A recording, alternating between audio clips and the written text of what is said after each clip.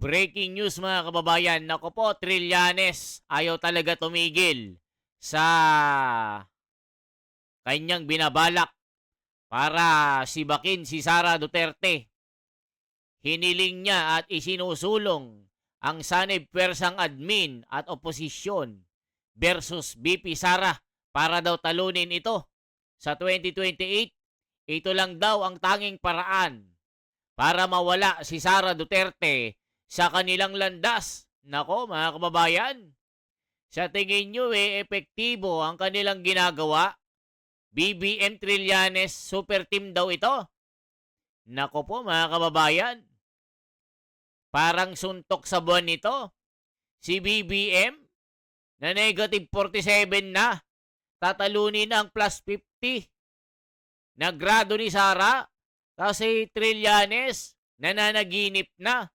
Aba, matindi itong pangarap ni Trillanes. Panoorin natin mga kababayan. Eto po, matindi po ito. Isinusulong ni dating Senador Antonio Trillanes na magsanib puwersa ang oposisyon at administrasyon. Ito lamang daw ang paraan para matalo si Vice President Sara Duterte sa 2028 presidential elections. O kita nyo mga kababayan, ito lang daw ang tanging paraan para matalo si Sara Duterte sa 2028 presidential election. Bagong unit team, super unit team ang tatalo kay Sara. Ang tindi Trillanes. Sanib pwersa kay BBM at Leni Robredo. Aba, matindi mga kababayan ang kanilang pangarap ha. Kaya nila si Sara mga kababayan kahit magsanib pwersa pa kay BBM. Aba, matindi. Narito ang express report ni Rainiel Pawid. Noong 2022 elections, unit team ng BBM Sara at kakamping ng Leni Kiko ang matinding naglaban. O kita nyo nung nakaraan, itong unit team ni BP Sara at BBM ay matinding kalaban niya si Pink Leni at saka si Mar Rojas dito. Pero anong nangyari? Nilampaso lang ni BP Sara at ni BBM. Alam nyo ba mga kababayan? Itong si Sara Duterte nag-giveaway lang ito. Ibinigay yung posisyon bilang ang magiging sistema sana, si Sara ay lalaban sa pagkapangulo. Pero nag-giveaway siya kay BBM. Kasi si Sara ang gusto ng partido ng PDP laban ay si Chavit Singson, ang gusto si Sara. Pero itong si BBM nagpresenta na tumakbo bilang pangulo. So sabi ni Sara, o sige si BBM muna. Pero ang gusto ng tao dati, si Sara Duterte. So yun po ang nangyari, kaya si BBM ngayon ang pangulo. Pero si Sara sana ang pangulo ngayon. So ngayon mga kababayan, ituloy pa natin ito. Yun lang po yung kwento natin. Pero kalaunan, nabuwag din ang nanalong unit team. O kita nyo, nabuwag din ang nanalong unit team dahil po unang taon pa lang ng kanilang pagsasama, itong unit team parang nabasag po na bola or yung nabasag na salamin na hindi na kayang ibalik sa dating itsura. So ngayon mga kababayan, watak-watak na. So tuloy pa natin. Kaya naman may bagong sinusulong na alyansa para sa 2028 presidential election si dating Senador Antonio Trillanes. O kita nyo, bagong alyansa na isinusulong ni Trillanes. Ayan o, Trillanes, mga kakamping at pro Marcos. Dapat magsanib pwersa versus Sara Duterte. Ito lamang daw ang paraan para matalo si Sara. Aba, nananaginip si Trillanes. Bali-balita nga itong si Trillanes, Itchapwera, itong si Leni Robredo. Iiwan nila sa ere si Leni. Tapos ang magiging lalaban na presidente si Trillanes or si Hontiveros, mga kababayan. Kaya ang pangarap ni Trillanes bumuo ng super unit team. Aba, ang galing naman ni Trillanes. Parang siya na yung leader, no? Mayor nga, hindi manalo ito. Vice Presidente pa kayo ng Pilipinas, mga kababayan. Isipin nyo ha, nangangarap maging presidente ng Pilipinas ni hindi nga manalo ng mayor dito sa Caloocan. Nilampaso lang ni malapitan ito. Ni wala pa yatang 1,000 na bumoto kay Trillanes bilang mayor ng Caloocan City. Tapos mangangarap pa. Mangangarap ka pa na maging presidente ng Pilipinas. Anong gagawin mo pag ikaw naging presidente? Sabi nga ni Tatay Digong, nung nililigawan mo na maging vice president ka, sabi ni Tatay Digong, ayaw ko. Baka unang araw pa lang ako, may kudite na. Ayaw ko itong taong ito. Traitor ito. Yan ang sabi ni Tatay Digong, kaya galit na galit itong si Trillanes, mga kababayan. Ituloy pa natin. Yan ang pagsasanib ng mga taga-suporta ni dating Vice President Leni Robredo at Pangulong Bongbong Marcos. Isipin mo, ito yung pangarap ni Trillanes na pagsamasamahin daw nila yung kakamping at mga loyalista. Nako po, ano kayang tawag sa kanila? Kakamping, loyalista. 'Di ba pag loyalista ang tawag sa kanila, loyalista nga. Pagka pag pinklawan, pink lista na. Ala ka, mga kababayan, nagsama-sama ng mga dilawan, pinklawan, saka loyalista nga. Anong tawag sa kanila, mga kababayan? Pag sila ay nagsanib pwersa, itong binabalak ni Trillanes. Okay po.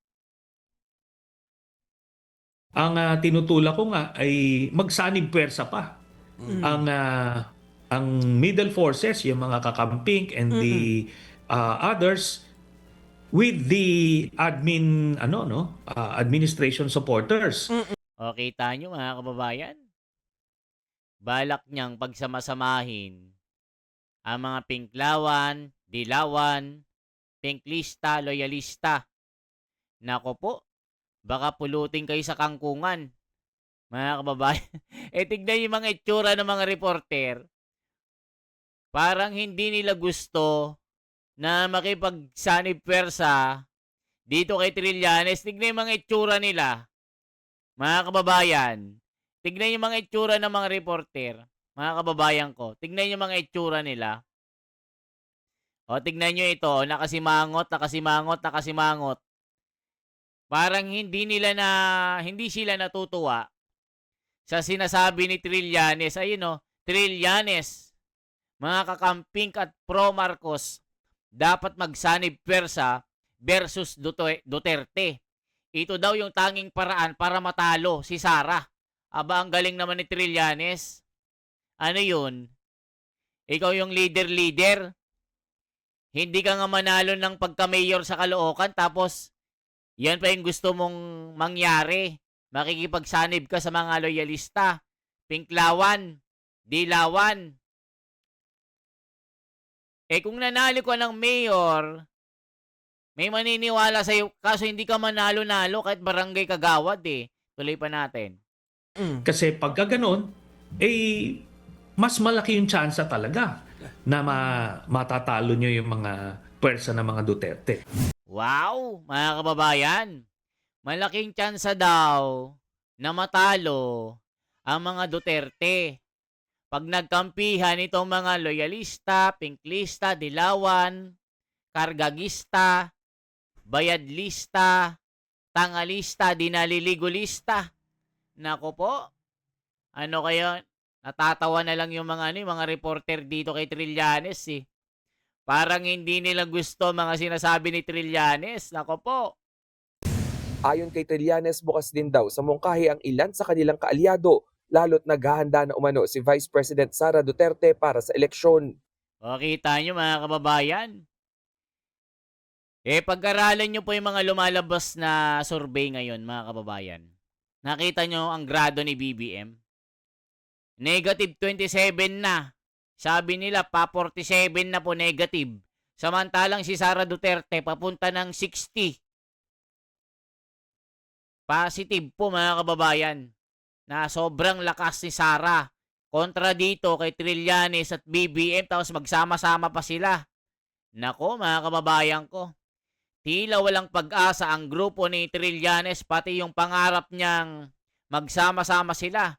Gugustuhin kaya ng mga pink lista ito at ng mga loyalista nga nakasama si Trillanes. Nako parang malabo, parang isusuka si Trillanes dito. For all you know, hindi na nila kilala si Lenny at that time. So, kailangan mo talagang mas maaga-agang magpakilala. Wow! Kailangan daw maaga-aga na magpakilala. Nako po, Trillanes. Ano na naman ang pinapasapasabog mo? O, tignan yung mga itsura ng mga reporter na kasimangot. Parang ayaw nila yung mga lumalabas sa bibig ni Trillanes dito, mga kababayan. Eh, gusto ba namang pagsama-samahin yung mga pinklawan, dilawan, at loyalista nga, pati Trillanista? Nako po, mga kababayan, parang malabo ito. Eh ngayon kasi si Sara umiikot na eh. Kamakailan lang nang magkitang muli ang dating magkatandem na sina Naga City Mayor Lenny at Senador Kiko Pangilinan. O, kita nyo, nagkita na daw si Pangilinan at ni Madam Lenny. Mga kababayan, sa tingin nyo, mananalo ba itong si Lenny, si Trillanes at si Kiko? Ngayon pa na ang ginawa nyo kay Tatay Digong na pinahuli nyo sa ICC, pinakidnap nyo. Sa tingin nyo, mga tangab, debobo mga Pilipino? Ano yun? Baliwala yun? Eh kasi nga si Tatay Digong mautak. Ginawang martir yung sarili. Pinahuli ang sarili. Papunta doon sa ICC. Para ano? Si Sara Duterte itinakdang maging Pangulo ng Pilipinas. Eh sabi nga nila, makauwi or hindi si Sara or si Tatay Digong. Si Sara Duterte maging Pangulo. Eh, nangyari oh. Tignan nyo naman ang mga resulta ng mga survey ngayon. Napakaraming mga problema, hindi na mahawak-hawakan. Breaking news po ito, mga kababayan. Kaguluhan sa Mindanao. Alam nyo ba yung mga magkakaaway na mga pamilya doon? Mga dinastiya ng politika. Yung ampatuan. Yung mayor doon, tinambangan. Alam nyo po ang gamit. RPG. Grabe, dati baril-baril lang, ngayon RPG na. Buti nakaligtas.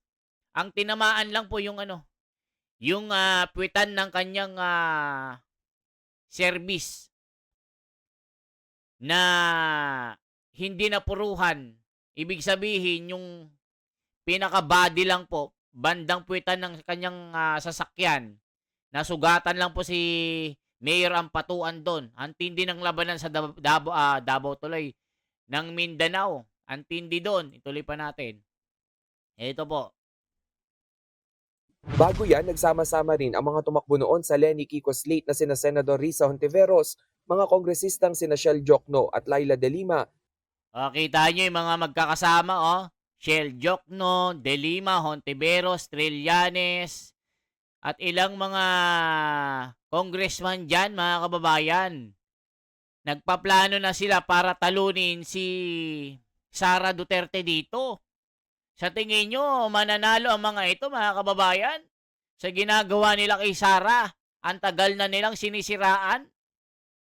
Nako, parang malabo. Ano sinasabi ng mga komento dito? Ito po, ang daming komento Takot ang mga rebelde sa mga Duterte, sabi ni Saturnino. Mga kawatan sa kwarta, 8 distrito, 0 gihapon. Way hubas-hubas ang drugas, hilak na lang mo daan. Grabe, ayan, masyado na tong kawawa ang mga tao, desperado. Ala ka, desperado daw si Trillanes. Mukhang wala ng dugo si Triliboy, yari ka kay Inday. Trililing boy, nako po, kawawa. Kawawa naman si Trillanes. Nagmamakaawa na kay BBM para lang magkaroon ng kakampi. Malaki sapak mo, Trililing. Grabe mga komento. Malaki daw sapak ni Trililing. Wag na pare, pareho kayong trapo mapali ni Marcos Duterte, Vico Tulfo. Ayun yung walang kinikilingan ito. Parang galing lang si inuman na to si Trillanes kung ano-ano ang pinagsasabi. Hindi ninyo kaya ang Duterte. Siya pa rin mananalo. Pag nanalo, balik kayo sa West Philippine Sea. Mananalo si Inday, sabi ni Emily Matin. Nako po. Kahit anong gawin mo, solid Duterte pa rin kami from Palawan, Alaka. Leo Berta Tadyon. Trillanes kayo, nagpasa ng K-12, taas ng tax kung ano-ano, napabigat sa Kayo ang nag-propose ng K-12, pahirap daw sa bayan ito. Totoo nga naman. Mga desperado na kayo, umaasa ka pang mananalo ka pa, halaka. Si Trillanes, nagiiyak na, binabanata ng mga komento. Sa palagay mo, Trillanes, kahit pag magsama-sama pa kayo, wala na kayong panalo kay Sara. Lahat ng bumoto kay BBM, mga DDS na yan. Kung di kumampi si Sara kay BBM, siya ang pinakakulelat sa mga pagkapresidente. Nako po. Ayan o, kahit anong gawin ninyo, hindi nyo matatalo ang mga Duterte. Ikaw, Trillanes, wala nang naniniwala sa'yo. Hindi ka nga manalo-manalo. Hindi ka manalo-nalo sa Caloocan sa pagka-mayor. Kahit barangay captain ang takbuhin mo, I'm sure hindi ka pa rin mananalo. O kita nyo mga kababayan. Pinagtatawanan po itong si Trillanes. Kahit barangay captain, hindi manalo ito. Nako po, tuloy pa natin ito.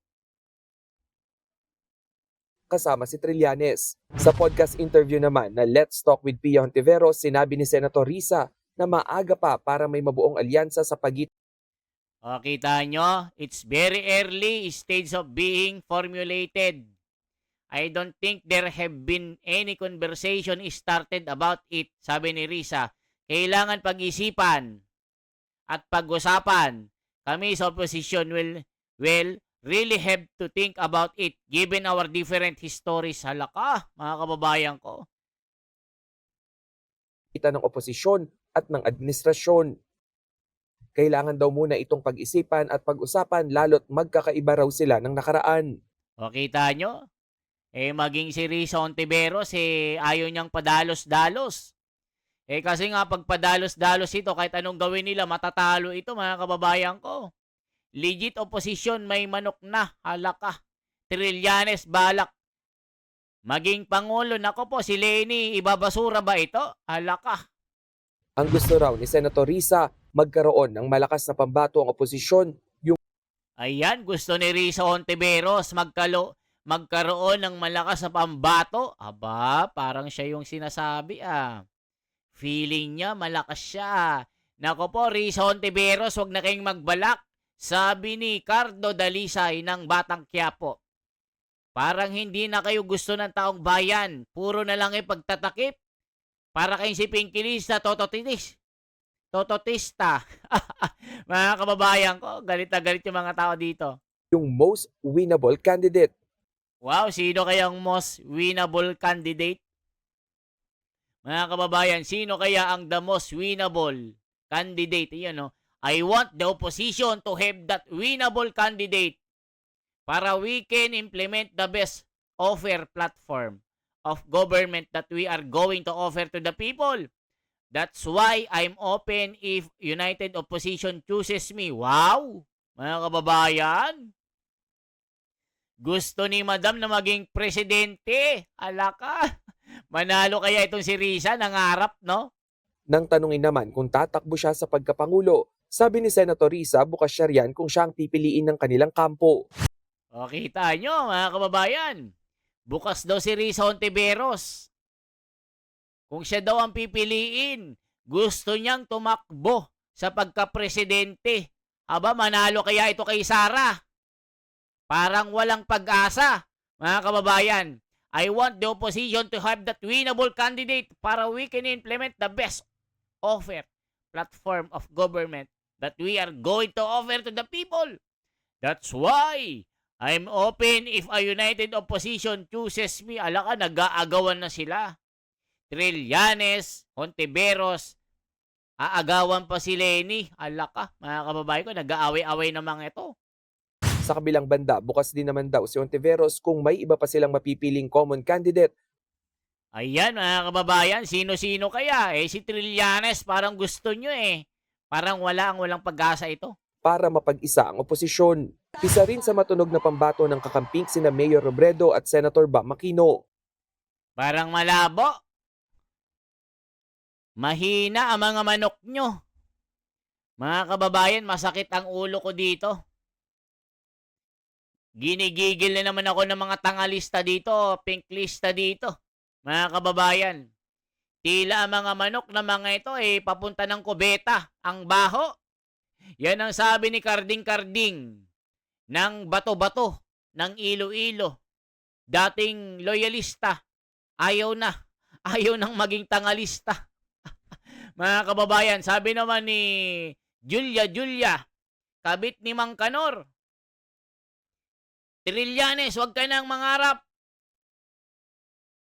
Lalong ilulubog mo ang partido ni Leni Robredo at partido ni Risa Hontiveros. Lalo kang matatalo pag nandiyan ka. Wala na ngang pag-asa, lalo pang madudurog kayo kasi hindi ka gusto ng mga tao kahit sino sa inyo mapupunta ng kubeta. Sabi ni Martin ng San Nicolas, Pampanga. Alaka, mga kababayan ko, galit na galit ang mga tao. Pero nauna nang sinabi ni Robredo na gusto niyang tapusin ang kanyang termino sa Naga City.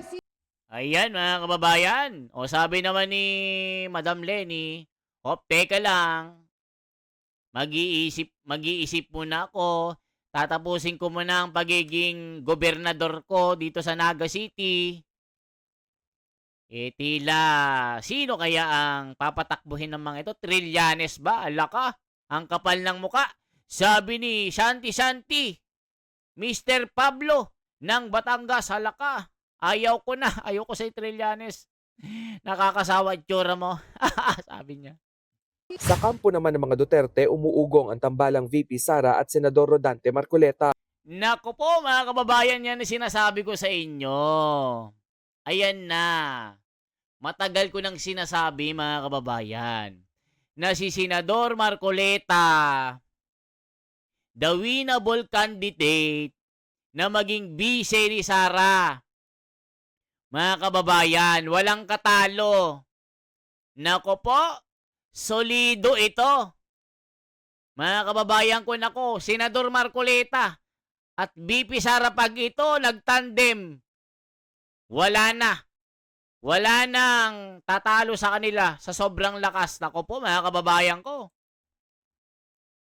Ang nababalitaan namin ay si Senator Marcoleta, ang isang pumupustura bilang Vice President. O, kita nyo, mga kababayan? Ayon dito kay Trillanes, nababasa niya na itong si Marcoleta ang pinakamalakas sa magiging tandem ni Sara Duterte sa pagkabise presidente. Nako po, nanginginig na si Pinky Lista dito. Nako po, napakamot ng ulo si Tito Soto. Sabi ni Mang Karding ng Batangas, ng Pierre, alaka. Hindi na mga komento. Meron ding impormasyon na si Senator Cheese ay nag-a-apply din. But I think Ayan, ang daming umiikot sa isipan ni Trillanes sa sobrang takot na. Sa sobrang kalituhan, ang dami ng anxiety sa kanya. Sa sobrang nginig niya. Kasi sa sobrang lakas si Sara Duterte, alam niya na ang kanyang magiging kinabukasan dito. Halaka. ang nangunguna o nakakaalamang dyan ay si Marcoleta. Sinasabi ko na alam ni Trillanes na si Marcoleta ang pinakagusto ng taong bayan. The best choice, si Marcoleta bilang vice presidente ni Sara Duterte. bilang Vice Presidente ni Sara Duterte. Inuulit ko, nanginginig ang boses ni Trillanes dito. Alaka, yari na. Wala pang pahayag dyan ang bise. O, kita nyo, wala pang pahayag si Sara Duterte dito, mga kababayan. Kaya alam na this. Nako po. Babalita mula sa frontline. Ayan, mga kababayan. So, magbasa nga tayo ng ilang mga komento dito.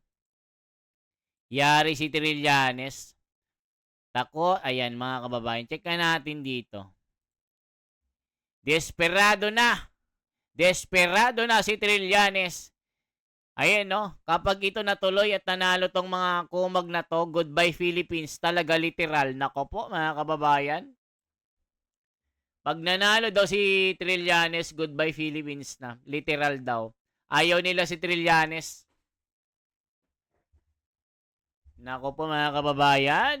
Ayan na mga tao, galit na galit na. O ito po. Bagong budol team, nako po. Sabi ni Jamie Y. Itong iniisip ni Trillanes, bagong budol team, nako po. Wala na talaga magawa si Trillanes kung ano-ano na naiisip, halaka. Gagawin mo talagang lahat para hindi ka makulong ulit, Trillanes, halaka, sabi ni Elber Bargamento. Dapat kay Trillanes, dinadala na sa mental. Malala na talaga utak nito, sabi ni Cry to Word. Nako po. Ayos. Ayos yan para isa lang makilala na naninira ng bansa, halaka. Wala na talagang kinabukasan ng bansa mula sa mga politiko hanggang sa mga botante, halaka. Grabe lakas pala talaga ni BP Sara, ganyan katindi. So sobrang lumalabas, open si Trilling makipag-alyansa sa admin na sobrang weak sa pag-address sa flood control project. Anomaly, hala ano na. Tapangan at pakapalan lang ng muka. Di bali bayad naman, sinusulit yung gaan. Ako po. Kahit pa siguro magsama-sama sila. Lahat pag mamamayang Pilipino na lahat ng mga alam na ng mga tao ang baho nila. Sigurado. Siguro sadya din na pumutok tong issue ng flood control. At least alam na natin kung sinong totoong public servant at mga korap. Ayan mga kababayan ko. Anong masasabi nyo dito sa pasabog ni Trillanes na gustong bumuo ng super team? Pinklista, Dilawan, Tangalista, Bobolista, at mga Pinkilista, Tototista. Mga kababayan ko, kaya kung umabot ka sa bidyong ito, anong masasabi mo? Ito ba ay desperate move para talunin si Sara? Ay malakas talaga si Sara. Isipin mo, si Marcoleta ang magiging vice-presidente, pinaka-solid, parang bato. Parang bato na solid. Hindi magigiba kahit sino. Okay po? Isang like, isang share, isang subscribe. For transparency, for a better democracy, ito si The Wonders Philippines. Mabuhay po. At sabihin nyo kung anong lugar po kayo nagko-comment, okay? Baka makita ko, ma-replyan ko kayo at ma-shoutout ko kayo. Salamat po.